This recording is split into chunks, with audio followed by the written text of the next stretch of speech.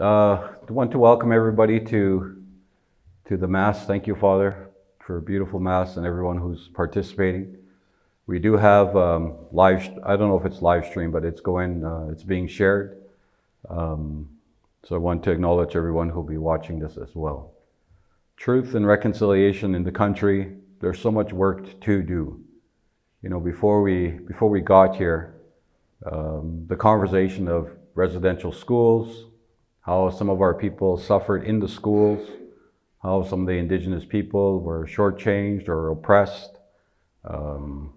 forced to live into an area, was just all talk to the non-Indigenous community. And sometimes to our own people too. It sounded like, these Indians are complaining again. These Indians, they get it good. These Indians, they get, all of our taxes. These Indians should just get over it now. And it wasn't until, a lot of people shared stories. There was also the inquiry. In this country, there's 3 inquiries that are done by Canada. There's 3 levels, some specific, but the one that was done for the residential school was a general inquiry. And the general inquiry just kind of oversees what happened and then come up with recommendations. And there's no, they don't have to follow it. They're just recommendations. But I know the people who did some of that work, really wanted that work to be done. And every government, we just came to an election, campaigns on those kinds of things. And, but it's just talk. But the work, there's 2 parts of this too I want to share.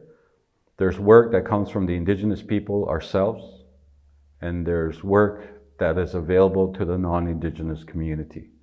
And I say it in that way because it's for you to either take on that initiative or that responsibility or that encouragement to do that work.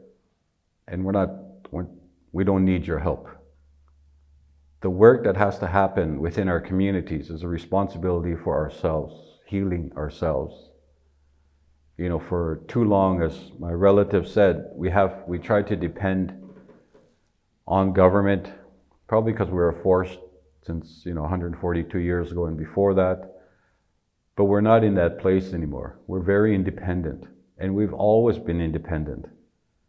But the truth that is here today is these little children. The elders who spoke in the past, the leaders who spoke in the past, we heard that within our communities. But the population at large never heard it until they found children in a mass grave in Kamloops. It wasn't until those children, those babies, spoke. Some were very young, a few years old, a little bit older. It wasn't until they spoke that the country started to listen. So when you think of those children, they're like little warriors, that they come back and want to be heard. And then it started out with 500 plus, we're at 5,000. And we have yet to discover all the graves, or to mark or to acknowledge all the ones who never made it home. So we are in a real important tipping point in this country. And the responsibility is on both the Indigenous and non-Indigenous. For us, there's much healing that has to be done in our communities. Right now we face a pandemic with this COVID, but we're also facing struggles with people and our relatives struggling through addictions, struggling through neglect, struggling to dependency, whether it's on government, and not taking that traditional way of who we are as Indigenous people, as independent people. Before contact, we were very independent. Our whole goal was to survive the community. Our whole goal was to make sure our children grow up in a good environment. And our whole responsibility was to police ourselves, to look after one another, And I got to see that myself. And I'll just share one thing with that is, the aunties or the uncles, if we were doing something wrong, they were given the same responsibility as the parent to discipline us, to speak to us in a way that we should be respectful. Some of those things are a gap in my community right now, and that's work that we have to do. And a lot of times the non-Indigenous community says, what can we do? And we welcome that. We appreciate that. And the work that has to be done is to speak to your leaders, to your Prime Minister, to your Premier, to your MLAs, to your MPs, and to let them know that this residential school, plus other struggles with the Indigenous, non-Indigenous, must be taught in school. It should be taught in school. It shouldn't be one day of the year to come together like this to talk about it. It needs to be shared within the schools. We learn about the Holocaust in the school, and everybody feels that. And everyone, wherever you go, feels there was an injustice. And if we shared regarding what happened in residential schools, people will learn that too when they're young. Children will learn that. And that learning, they'll carry it into the future. But again, what I'm saying, it just sounds like words. There's no real action, it seems, behind it. Because the action has to come from within all of us. The action has to be something that we dedicate a little bit of our life to. And is to stand together in that way as one people, like we are raised by one mom. My auntie Nancy said that, Otavia umne, wajia gazim tasik igumchis nachat. There's people, all of us here living in this community, she was talking about Alexis. We have to act and behave like we're raised by one mom. And when we're looking at this, especially in a congregation and in our faith, in our travel, in our work, we are like one family. We're going to be together going forward. And no one wants to take the blame. I know the church is feeling the pressure of residential schools. I know that, I hear that. I've listened to some of the conversation that's come from the Pope to the bishops, to our community, and there's much pressure there. And no one really wants to say that we were a part of it. And it's tough to do that. And so today I share with you a story. When you're young, as a man, when I was younger, I went through some good times, tough times, but I was reckless. My wife, Stephanie here, it was really hard on her. I was not a good husband, man at the beginning of our relationship. And it was really difficult. I remember a story, there's many stories, like some stories I could share, but I shared a story with you. I remember one time I used to do drugs. I've been sober over 22 years now. And I used to gamble, I used to drink, everything that came with that. And I would risk my family's money to feed that instead of feeding my family. I remember one time we were going into Edmonton and my boys were really happy. They're just little guys. And I dropped Stephanie and the boys off at McDonald's on the West End on 100th Ave, 178. And I dropped them off there and I said, I'll be right back. And my routine was that, I would go buy the things that I needed for myself to intoxicate myself. I dropped them off, and normally I would save it till I got home, but this time I was doing some drugs. And then I went into the Boston Pizza by the mall there, so it's not that far. My plan was, I'll just make a bet, have a drink, and then I'll go pick up my family. I was there for a long time. I was there for a really long time. And Stephanie and my boys, they couldn't get a hold of me.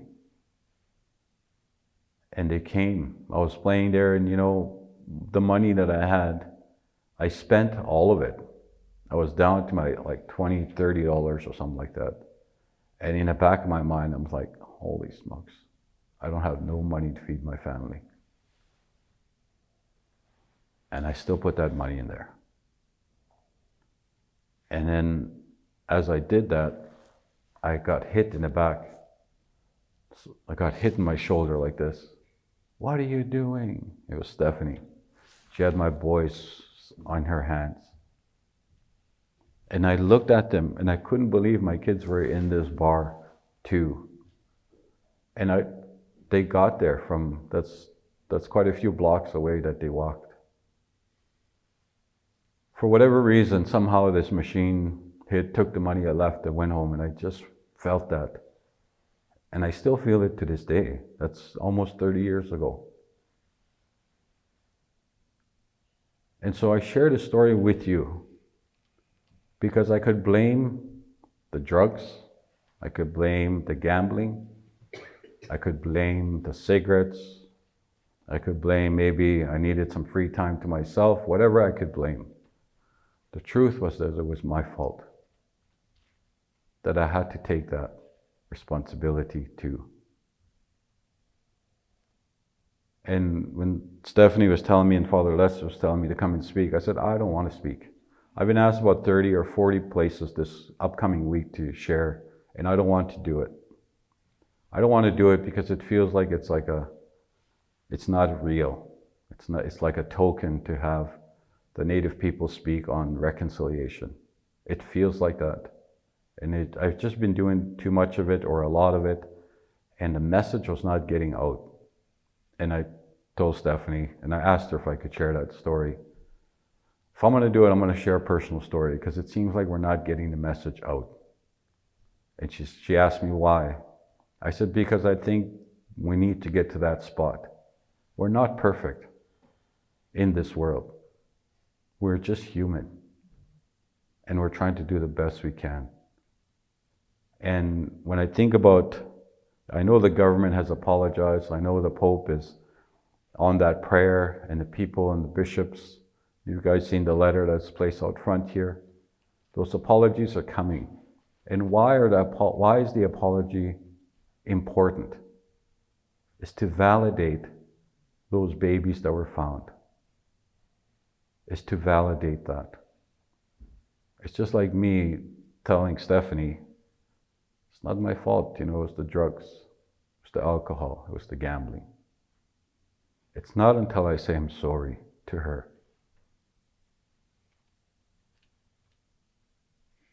That's where we're at. What are our steps going forward?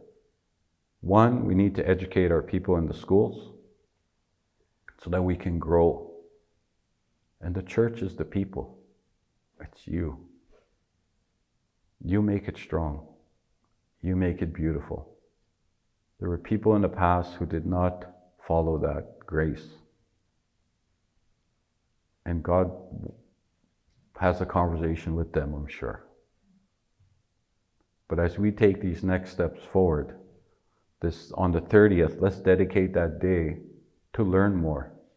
As my brother Chief said, Google it, research it, encourage the governments to bring this into the schools, to talk about it. So next year when we're having a truth and reconciliation gathering like this, that we will stand up together and we'll work on healing a little bit more. So I want to remain quiet as much as I can on it as we go forward, because it's been a lot. We've been doing a lot of these talks everywhere. But as we are taking these steps forward right now, with God as our lead, I used to say when I was first recovered, God is my chief. I still say that today. And wherever I'm put to speak, and I just do it blindly, hoping that these words will resonate, that will come out properly, that will create a bridge, that will help one another. And, some of the people who are who are helping right now are the ones who are either oppressed or know First Nation people. They're the ones who want to help. But there's a lot of people throughout this land who tell the Indians, get over it now. That's a long time ago. You need to get through that. Stop it. But it's not true. Just like my wife and I, there's much healing all the time. And so as we're taking these steps forward, I want to acknowledge Father Les and his boldness and his strength to put this tree up. In our culture, we have this saying about a tree of life. We use it at the sun dances. We use it in things that we do. It's a tree of life. As that tree, that oak tree grows, every year that we gather, we'll see the growth of that tree, at the same time the growth of us as a people of this land. And reconciliation, where this is only the tip of the iceberg. As we are going forward in regards to treaties, every time the Indigenous people want to do something, we're brought to court. And we've won 99.9% of the court cases. So instead of going to the court all the time, let's sit at the same table and let's have a true conversation so that when we want to implement anything in this country, that we do it with the spirit and intent of the treaty as two brothers, people of this land, going forward to continue growing as a people. I want to say I love you all. I want to thank you for listening. I ask you to say prayers for my people. I ask you to say prayers for those little babies and their parents and everyone who's been impacted, who's been touched, who's been shaken to the core by it. I hold you up to the Creator, and I hope that you have a beautiful day and a beautiful year. Shnish.